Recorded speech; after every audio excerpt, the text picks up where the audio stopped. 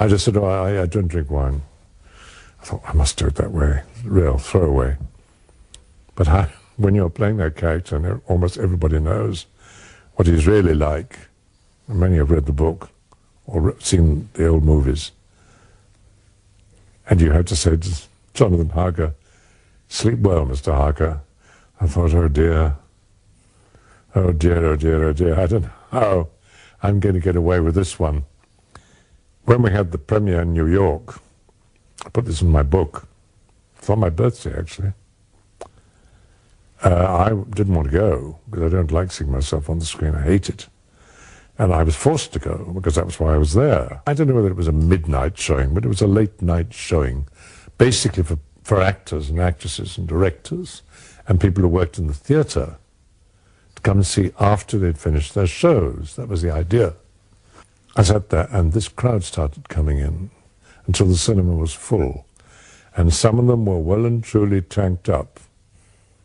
I don't know what they thought they were going to see. And the lights went down. Woo! The lights went down, the curtains parted. And the certificate came on. And then there's the famous shot of the stone coffin with the word written on the side. And the drops of blood. And they went berserk. Because they knew what was going to happen eventually.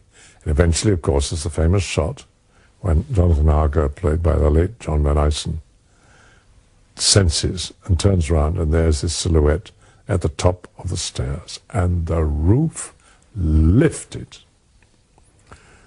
Roars of applause, cheering away like mad, laughing themselves silly, by which time I was under the seat. What they thought they were going to see, I have really no idea. What they did see is what everybody's seen since. And apparently a reasonably normal-looking person walking down the stairs and go over and saying, good evening, Mr. Harker, you know. The silence, it was quite beyond belief. It was like cutting the sound in a film. Whoosh, like that. Total and complete silence. Total for the rest of the entire film. It's not what you see, it's what you don't see. In the imagination of the audience. Leave it to them, as Boris said. They will think of something much worse than what we're doing. I think Fisher would have been delighted by that response, wouldn't he? Well, yeah, well, I told him, of course. Naturally, it became common knowledge. It's in my book, too. It was an occasion, it was a very important one in my life. At the time, I have to add that, at the time, of enormous importance. I've always said so. But times have changed.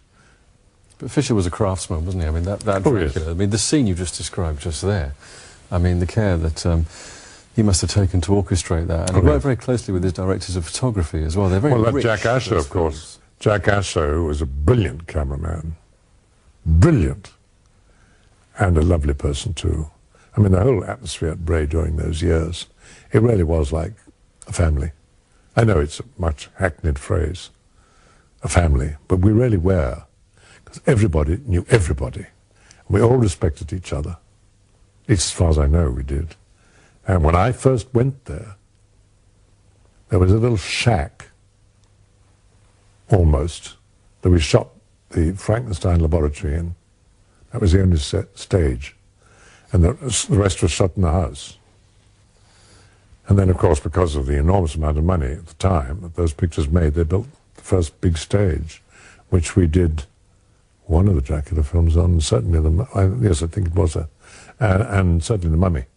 We also shot some of The Mummy at Shepperton.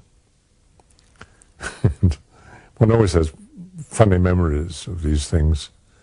This great procession, in which I'm the priest, mourning over the death of the great princess with whom I was in such mad love, took place at Shepperton. So they had this tremendous parade. And there I am, and people around me, and priests, guards, and warriors. And one of the extras had this cheetah, which was called chiefy, I think, on a chain. And he was in the procession. And I don't know how I get my face straight, but this is what I mean by fun. I'm looking noble and sad and priestly. And I hear a voice behind me say, if I let go of the chain, better start this lot into a gallop. And yes, it was called Chiefy. No, it wasn't a cheetah, it was a leopard. I must correct myself. I know it was a leopard because I had to take it into the famous hotel in Manchester. Anyway, I'm doing some publicity for The Mummy in Manchester. And we go to this hotel, and I've been told I go through the swinging doors, and then I'll meet the press and we'll talk. And a van drives up, and to my amazement, out comes a man with Chiefy on a chain. And somebody, I think it might have been Michael Carreras, said to me, will you take Chiefy in with you to the interview? And I thought, I don't believe this. Can you imagine getting stuck in a swinging door with an angry leopard? So I said, I'm not taking that animal in, not through a swinging door. So they opened another door, and I took him in. And he seemed quite unperturbed by the surroundings.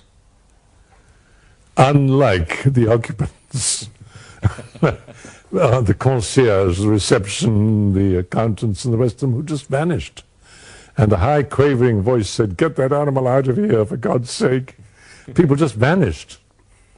Because they thought, you know, if this animal got irritated, which it usually, it's a wild animal.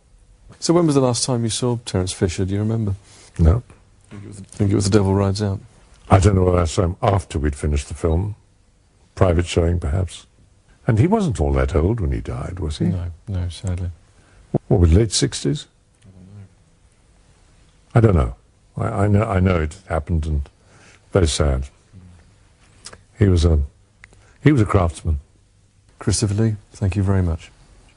Not at all.